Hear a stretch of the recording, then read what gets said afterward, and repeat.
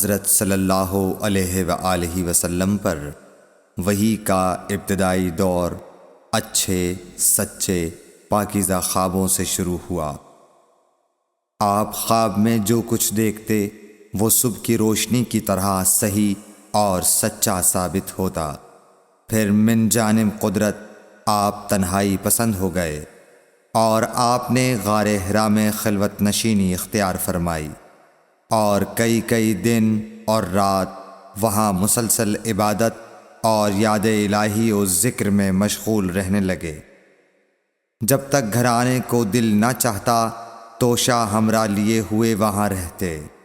توشہ ختم ہونے پر ہی اہلیہ محترمہ حضرت خدیجہ رضی اللہ تعالی عنہا کے پاس تشریف لاتے اور کچھ توشہ ہمراہ لے کر پھر وہاں جا کر خلوت گزین ہو جاتے۔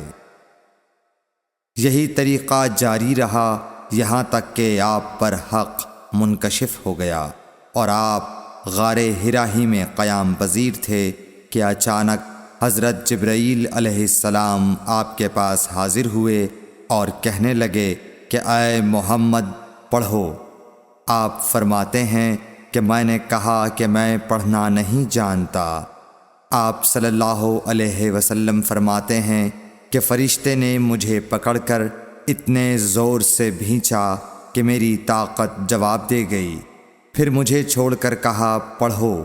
میں نے پھر وہی جواب دیا کہ میں پڑھا ہوا نہیں ہوں۔ اس فرشتے نے مجھ کو نہایت ہی زور سے بھینچا کہ مجھ کو سخت تکلیف محسوس ہوئی۔ پھر اس نے کہا کہ پڑھ۔ میں نے کہا میں پڑھا ہوا نہیں ہوں۔ فرشتے نے تیسری بار مجھ کو پکڑا اور تیسری مرتبہ پھر مجھ کو بھینچا۔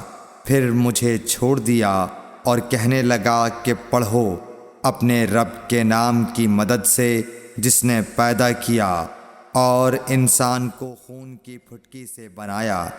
پڑھو اور آپ کا رب بہت ہی مہربانیاں کرنے والا ہے۔ بس یہی آیتیں آپ حضرت جبرائیل علیہ السلام سے سن کر اس حال میں غار حرا سے واپس ہوئے کہ آپ کا دل اس انوکھے واقعے سے کانپ رہا تھا۔ آپ حضرت خدیجہ کے ہاں تشریف لائے اور فرمایا کہ مجھے کمبل اوڑھا دو، مجھے کمبل اوڑھا دو۔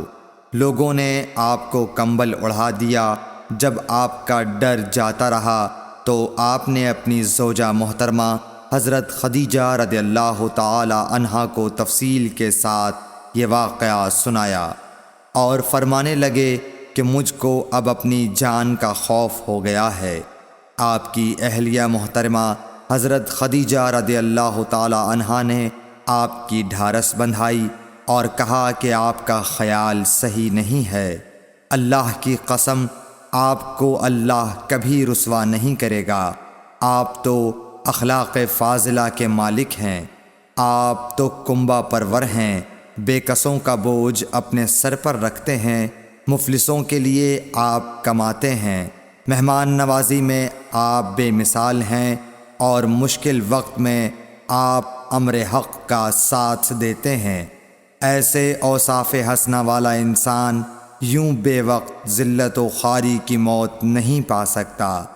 پھر مزید تسلی کے لیے حضرت خدیجہ رضی اللہ تعالی عنہا آپ کو ورقہ بن نوفل کے پاس لے گئیں جو ان کے چچا زاد بھائی تھے اور زمانہ جاہلیت میں نصرانی مذہب اختیار کر چکے تھے اور عبرانی زبان کے کاتب تھے۔ چنانچہ انجیل کو بھی حسب منشائے خداوندی عبرانی زبان میں لکھا کرتے تھے۔ انجیل سریانی زبان میں نازل ہوئی تھی، پھر اس کا ترجمہ عبرانی زبان میں ہوا۔ ورقہ اسی کو لکھتے تھے۔ وہ بہت بوڑھے ہو گئے تھے، یہاں تک کہ ان کی بینائی بھی رخصت ہو چکی تھی۔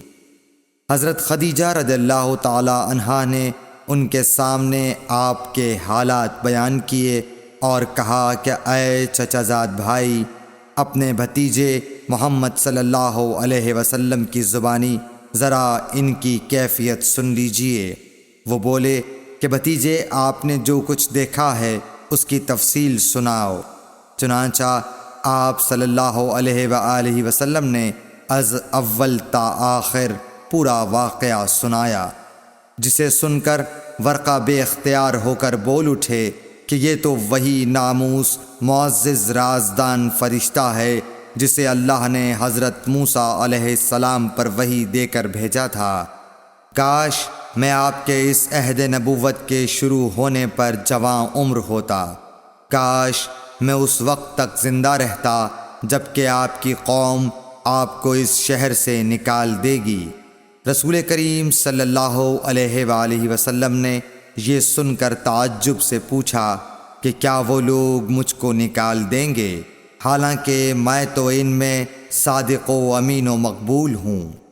ورقہ بولا، ہاں یہ سب کچھ سچ ہے، مگر جو شخص بھی آپ کی طرح امر حق لے کر آیا لوگ اس کے دشمن ہی ہو گئے ہیں۔